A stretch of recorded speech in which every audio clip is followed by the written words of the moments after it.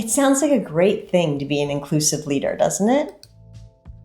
We create better solutions because we take in different perspectives. It creates a more loyal and productive team as members feel seen and cared for.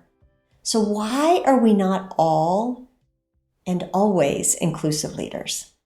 It's because we have to fight against our own comfort zones and belief systems. Practicing inclusion takes discipline.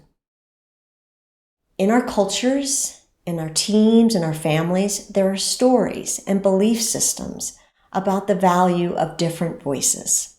For example, in some groups, a young person's perspective might not be considered as important as a corporate executive's.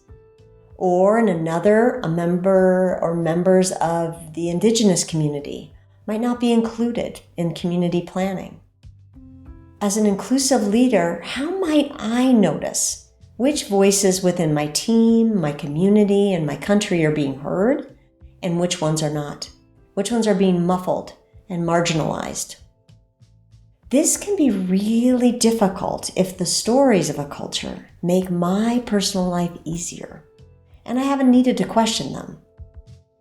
Whose voices are most valued usually has some connection to power, or who's considered powerful. The media will give you clues around who is considered the most valuable or who should be in power.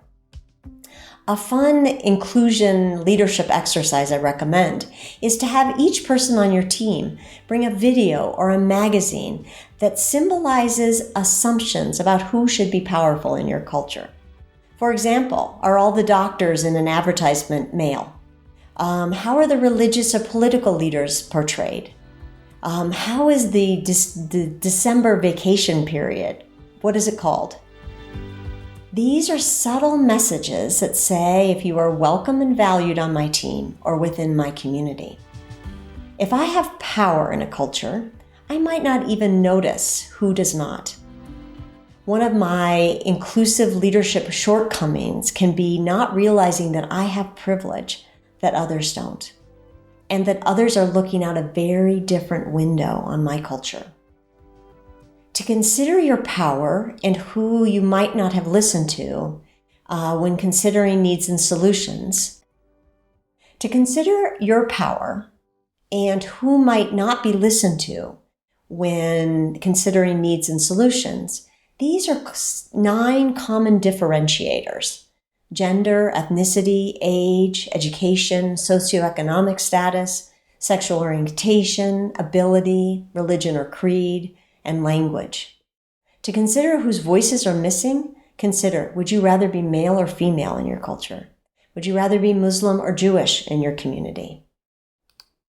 Unconscious biases. This is another area that we want to watch. These are the voices in our heads that tell us stories, and we're not even aware of them. And we don't even know where they've come from often. They're usually telling us that one group is good and another group is bad, one group should be listened to and another should not. This has an effect on what assumptions we make around our decisions.